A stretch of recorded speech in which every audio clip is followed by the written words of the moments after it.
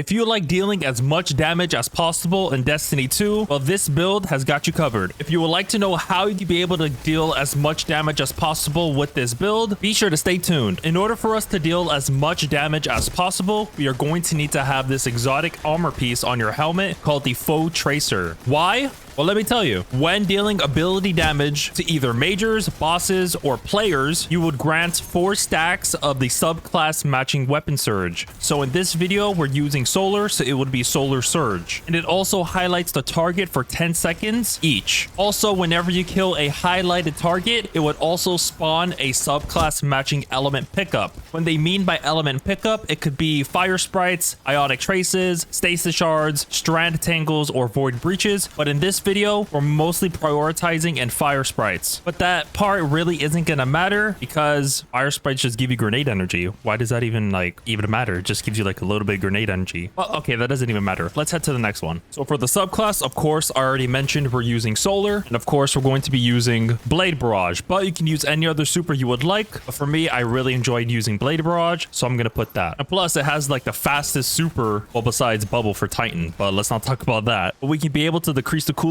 even more with the mods that will be provided for us. We can also increase our damage even more by using 2 of these items that we are going to be using. The first one is on your solar melee. It could be any solar melee you would like, but I would like to use knife trick, which scorches the target on hit, and that's going to be very good because of the fragments we're going to be using. And of course, for every single person that plays PvE, you got to use gambler's dodge, because whenever you dodge, it gives you your melee back. And for the grenade you're going to be using is healing grenade, because it would give you restoration and cure, and that's going to be very good for endgame if you like to use this build as well. For the fragments, the first one is knock them down. It enhances your solar super, and for example, we're using blade barrage. All it does is that it will launch more projectiles, and this is the main reason why I put this aspect. Whenever you become radiant, your final blows on your throwing knife will fully refund your melee energy, so you can just be chucking them non-stop, but if you keep on spamming them really quick, you're more than likely not to get it back. So I'd recommend if you can just melee enemy first, wait like a second or 2, and then melee them again to get your melee energy back. And it would also give you 2 fragment slots for this solar aspect. The next solar aspect is on your mark. Precision final blows grant you and your nearby allies increased weapon handling and reload speed for a short duration. It could also be able to stack 3 times. And also, whenever you activate your dodge, it would automatically give you 3 stacks of on your mark. But for this part, we're most likely going to be worrying about the reload speed because the exotic weapon for this build, it's kind of atrocious when reloading. I don't know if it's just me, but if you notice it, do be sure to let me know in the comments. And for the fragment slots, it would give you 3 in total, so we would have 5 fragment slots. Holy moly guacamole all aloli, that is a lot of fragments. All right, this is gonna be a tough one, so I'm gonna have to read all of the fragments that you're going to need for this build. Here we go. The first one,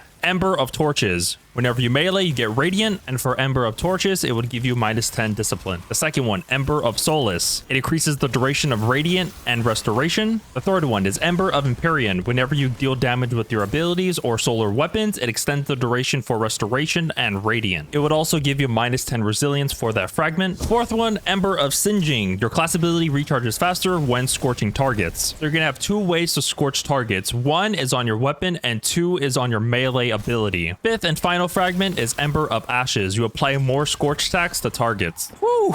Now that I'm done explaining all of the aspects, fragments, abilities, and supers you'll need for this build, let's head to the weapons. For the kinetic, I'm using a special fusion rifle. It doesn't really matter what fusion rifle you're using because that's not going to really matter, but I chose to put a fusion because of the seasonal mod, Unstoppable Fusion. That's pretty much the reason why I put it, but it is what it is. And it's, of course, the Riptide, and I know Chill Clip got nerfed, so it takes 3 hits to freeze a target, but I just did it just to stun Unstoppables, so I put auto-loading holster and Chill Clip on the fusion rifle. On to the energy weapon. I put the Sunshot exotic hand cannon. It is a solar hand cannon, and here's what it does if you do not know. The main perk on this hand cannon is called Sun Blast. Targets killed with Sunshot explode in solar energy. I'm pretty sure it doesn't scorch enemies around them, but if I'm wrong, be sure to let me know in the comments too. And for the intrinsic trait, it's called Sun Burn. This weapon fires explosive rounds and highlights targets that take damage damage from sun shots. So that red marker you're seeing on an enemy, that's what it's proccing on your sun shot. If you guys didn't know that already. I didn't know that as well. I thought it was the helmet, but apparently it's on the sun shot. So hey, the more you know. For the catalyst, oh my goodness, I'm just reading the catalyst right now. Holy, it gives you plus 30 range and plus 20 stability. Golly,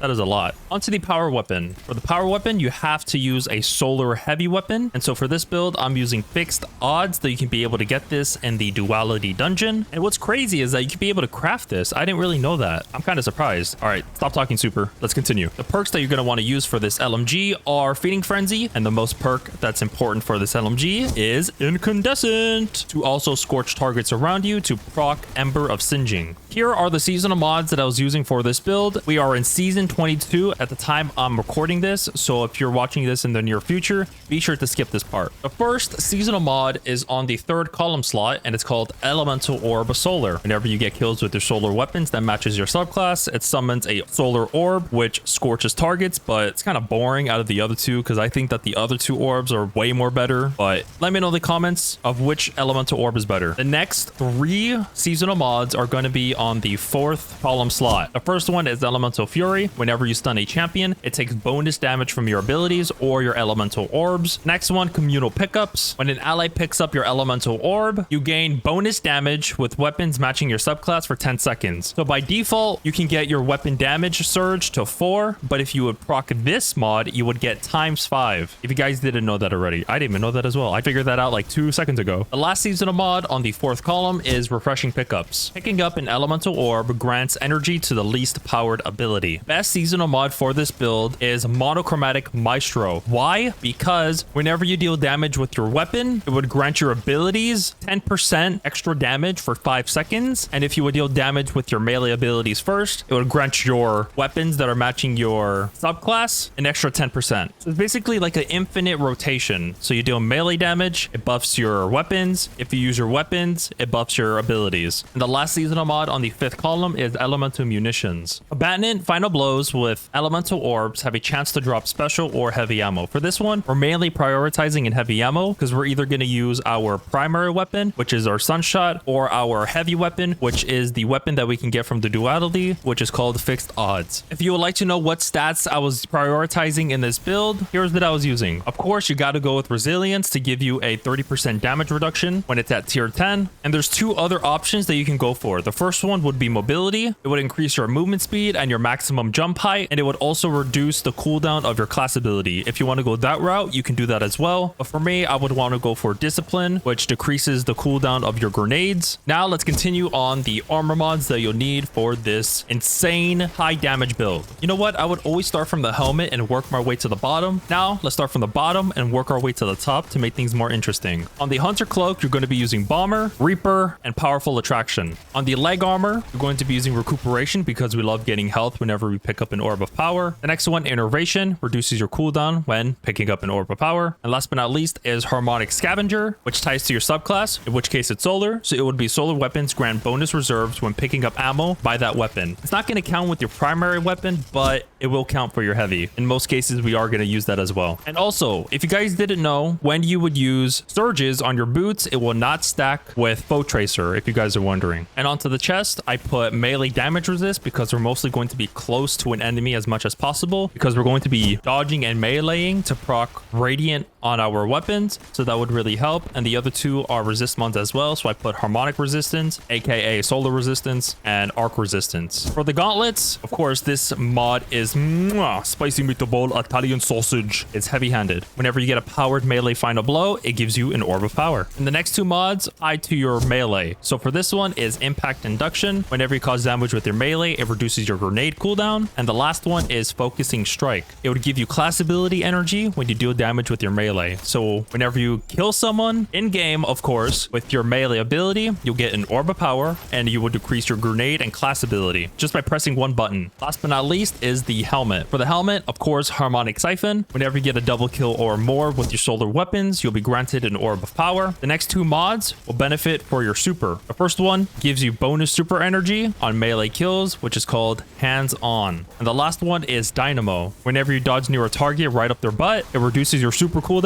And who loves that? I love that. Don't you guys like dodging near people's butts? I do. And if you made it this far far into the video, I would like to give you a big smooch. Mwah. Okay, that's a bit sus. I'll stop that there. Be sure to put Ember member in the comment section. If you'd enjoy this video, be sure to hit that like button and also subscribe. And also be sure to let me know in the comments of which part was your favorite in the video.